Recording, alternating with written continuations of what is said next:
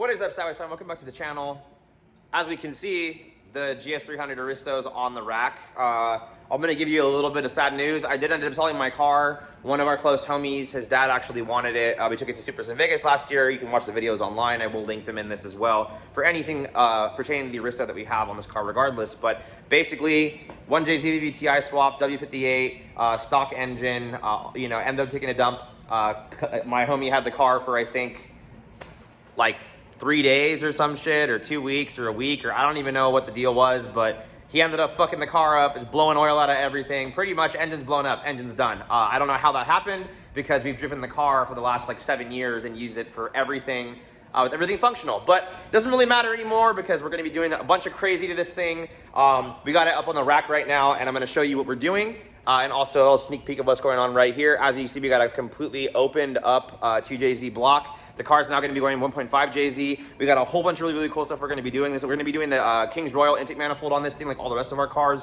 Going to look super badass. I haven't seen any other GSs pretty much really built at all anymore. But besides that, anything like that in a car like this. We're going to be fixing everything. I mean, dude, they even fucking tore the bumper off on this thing and like fucked the paint up and everything. It's just, you know, but to be honest, what we're going to be doing is we're going to be flaking the bay finally, because the bay needs a lot of attention, because before it was stock and it's not going to be like that anymore. It's going to be going kind of full show car. We have an Aem Infinity 506 we're going to be installing in it. I'm just finished making a fully custom harness, which I wanted to do for the car anyways for a really long time. So it's going to be really cool to have like the button for the AC actually trigger the AC and have a switch in the car and a bunch of other stuff too. That'll be way less janky. We got a top mount turbo kit, manifold, wastegate. We're doing ABS delete. It's going to be badass. So I mean, if this car was already dope. I love this car. I didn't really want to sell it. My homie just kind of caught me in an instant where I actually needed the money, and I don't know why I let it go, but I let it go. So I'm gonna go ahead and get underneath it, show you what's up, and we're gonna get the car back down to pulling the engine out and get going on this thing, because we gotta get this 1.5 JZ built. I actually got him a brand new head as well, had it fully redone, R&R, got all the cams set up with BC264 cams in it. Like,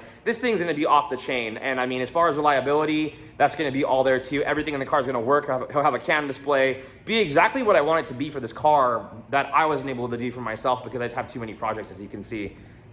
All my projects are here in the shop, taking up the whole fucking shop. So yeah, anyways, let me show you guys what's up. Quick look on everything. We're gonna have to change the piping, obviously, because we're no longer gonna be going through there. We're probably gonna come up through here now and some other things. You can see it's just oil everywhere underneath. Got a W series here that's already been rebuilt. I'm not sure about the piping and what he wants to do about the exhaust, because before it was all stock. We did like 2.5 inch piping here to the mid pipe, kept the OEM Toyota muffler, and then for the W series, we got an output shaft seal leak back here on the trans. I don't know how that happened, but it is leaking. We're gonna have to fix that. We're gonna have to clean up the whole trans, paint, obviously pressure wash the bay, get everything all cleaned up too. And all this junk's gonna come out of here after putting all new seals and all new everything on this thing. It's just now gonna have to go. So we're gonna get it out right now, get it on the floor, get it torn apart, and I will go start assembling the head on this. I gotta finish cleaning up the block, but look at this block, you guys. Oh my God. Beautiful. This block actually only had, I believe it was like 94,000 original on it. So we are just like, oh my God, what a freaking awesome thing to put in my old awesome car that I'm just so stoked to be able to build into something super gangster. So let's get it.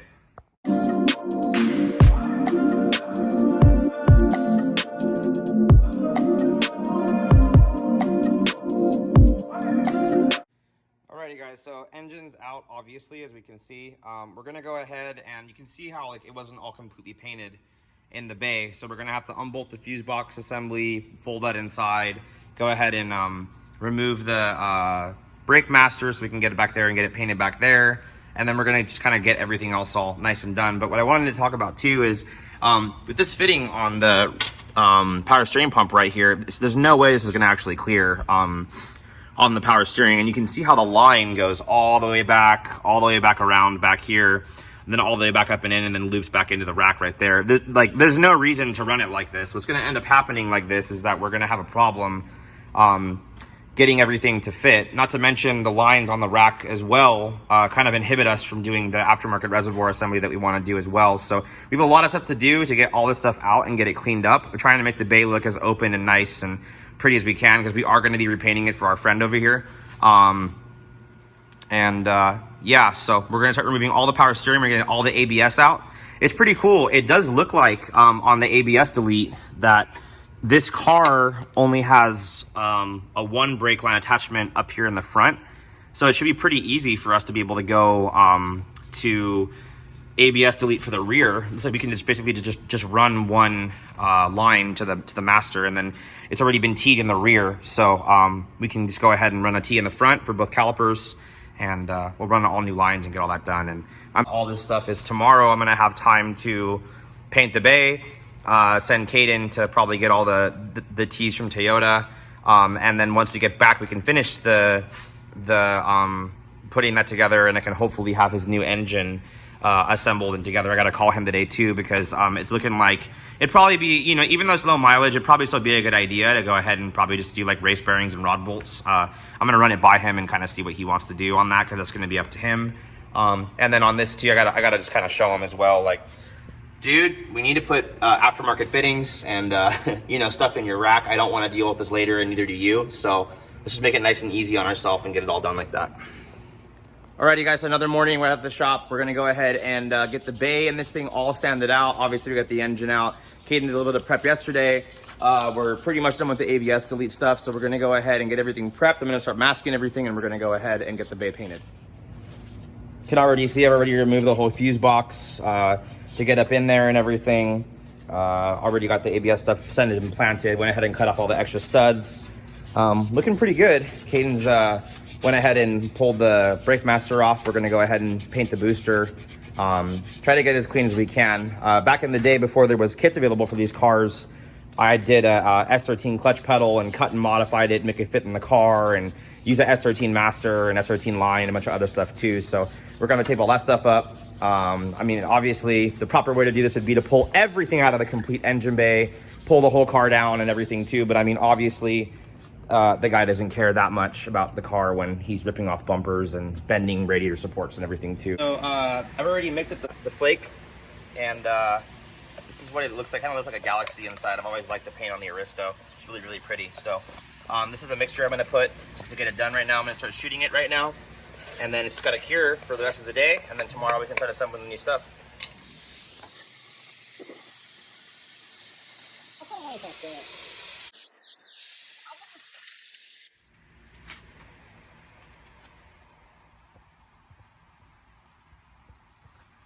Get it, can you? Yeah, it gets it perfect.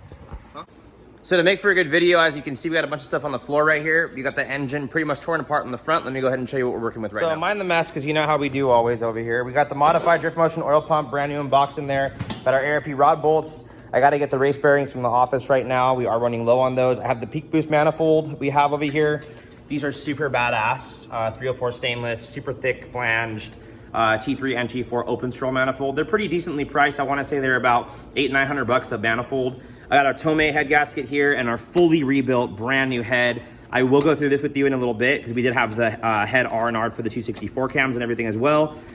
No port work on this, just brand new GSC valve guides, brand new Super Tech seals. So it should be super, super awesome. And then we're gonna go ahead and get that bottom end rebuilt right now with the rod bolts and the full race bearings. We're gonna put all new seals and everything right now, brand new OEM Toyota GTE water pump, and get the turbo on, get this thing just knocked out. So let's get it done. Alrighty, so we got it broken apart. I already got the ACL race bearings in. We're already going ahead and putting lube on everything. You can see the bearings that came out are not super heavily worn, but they're worn. I mean, everybody wants to put a brand new set of full race bearings in here. So I'm gonna go ahead and get this stuff torqued down, go ahead and put the ARP hardware in right now, and hopefully we can get this thing together today still before the end of the day.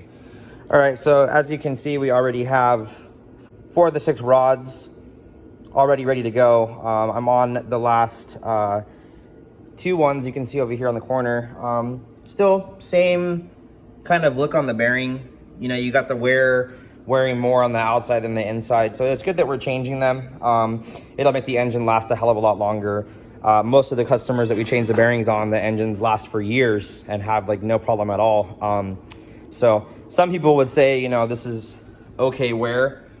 Doesn't look anything weird, but even though the engine's low mileage, I just don't trust people with oil changes and, you know, having crappy oil pumps and other things too like that. So I'm gonna go ahead and show you a little trick of the trade as well today, because I know that sometimes I end up missing a lot of this stuff when I'm filming. So if you get any dark spots or like weird, almost like wear in the rod, where the bearing goes. You kind of see in this one right here how it's got a bunch of like kind of dark, like kind of like not even wear on the backside where it's going to be gripping the bearing. What I like to do, I take a little piece of Scotch-Brite. Usually I use blue Scotch-Brite because it's a little bit less abrasive, but the green's okay. You'll spray some brake cleaner in there, kind of get this a little wet, and just give it a quick little scuff, you know, bring it out, and then you'll have a nice clean surface to put the bearing on. Obviously clean the hell out of it, you know, use 2 or 3 different rags, spray it all down, make sure everything's nice and clean, and then make sure that you use assembly lube when you're putting everything in between, like you've seen in the other video that I took too. So I'm gonna get all this stuff cleaned up real quick, and then we're going to finish the last part of this. I can go ahead and put his oil pump on, his rear main seal on. We can go ahead and get the pan on, and the bottom end will be done. So let's get it done. Alrighty, seals installed. I do want to make sure that people know this. When you're doing your seals, make sure they're flat. You know, don't nail these all the way in to where like it's protruding like down inside of this orifice right here. It's supposed to be like flat to where if you were to run your finger around it, you feel no lip. Same thing here. Supposed to just be flat, not all the way in, not all the way out, not halfway sticking out, just flat. Pretty easy. All right, well, she's looking pretty dang good if I don't say so myself. Got that brand new OEM Toyota water pump on there, gonna have new seals, new modified oil pump, new rod bearings, new rod bolts, and a new rear main seal. Everything's all holed over there. And yeah, we're gonna go ahead and get that oil pan all glued up, and the bottom end's done. Yep. Looks really good. Got that brand new Tomei head gasket right there. You can see it. Went ahead and put the copper gasket spray on. There's the brand new fully rebuilt head. Not fully built head, but fully rebuilt. Yeah, we got to go ahead and put the cams back in. Everything's already been set up in here. You can see all the measurements for all the cams and everything. So let's get her together. Here's the part numbers for your 1J VVTi cam seals. It does run 2 different cam seals because obviously this is kind of like a different motor built by Yamaha. So yeah, just showing you guys real quick. Alrighty guys, well, timing belt's on, timing's all set, everything's locked in here, everything's tightened down here. Got our VVTi solenoid in, got our crank trigger sensor in, crank collar 36-2 trigger wheel already in, and yeah, we're gonna start going on the exhaust manifold. Caden's cutting down so we can weld the wastegate flange on. Gotta put the lower 2JZ cover on right now, and she'll look like a motor again. All right, guys, it is a beautiful Friday morning. You can see Rob got a little bit of the intercooler piping done yesterday. What I gotta do now is pretty much the rest of this list. It looks like a lot, but actually it's not too bad. So first thing I'm gonna do is take the intake on. He just has it kind of set up. And I don't know, put the AC compressor on, power steering on, and start going from there. All right, just like that. Intake is on, all the fittings on the bottom of the intake are done. The power steering and the AC compressor are on. I also did the feed line and the VVTi line here. And now what I'm gonna be doing is setting up this rail. I'll be using Rockies from FMS's 1200cc injectors. And they look sick with everything in the dark bluish purple with the gold tops. It's gonna look pretty cool, gonna stand out. So let me get that done.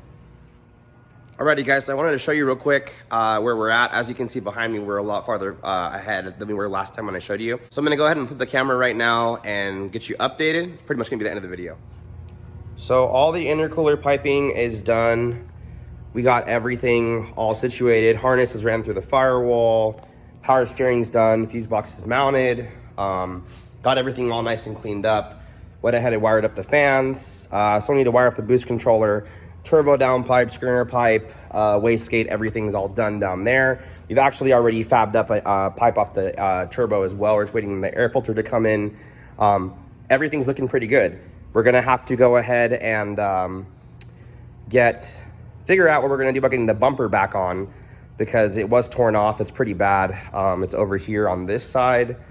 Looks like it probably won't, it's supposed to look like this, but it probably won't be able to go back on because over here, it's like totally torn off. So I'm hoping that now with the new intercooler piping, it's not gonna be so much pressure on the bumper anymore. So possibly that corner bolt on the corner will be able to keep it so that he doesn't have to deal with that. We've already went ahead and ran the battery location. So all the interior stuff is all back together. I still need to finish the ECU wiring on that side still because it is kind of a mess.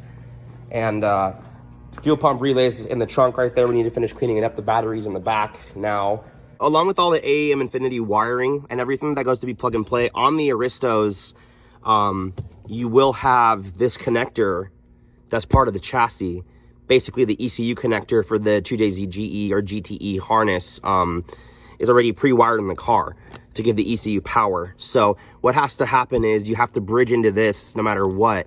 So I'm thinking about putting in a quick disconnect, like a Deutsch connector with like another 6 or 7 pins, similar to like the BTI one that we have right here, just to make everything really nice so that when he wants to disconnect it, we're not having to cut wires and stuff like that too. But this is one of those cars that you have to kind of know how the wiring goes. And then, yeah, nothing else too crazy. I don't know if everybody kind of wanted to see something cool too.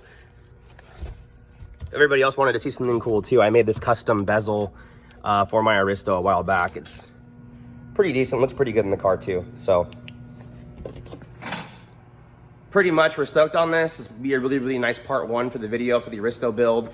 It's gonna be a long video, so sorry about it. We were gonna kind of split it up into 2 like we normally do, but time kind of got away from us. We're really, really busy here at the shop because we're trying to get ready for Supras in Vegas, and the list is like through the roof of cars. So hope you guys enjoyed this video. If you have any questions or concerns or ideas or things that you guys want to see or learn about or want to see in the next video that I didn't go over on this video, make sure you comment below in the comments. And thanks for watching. Until next time, guys. Peace.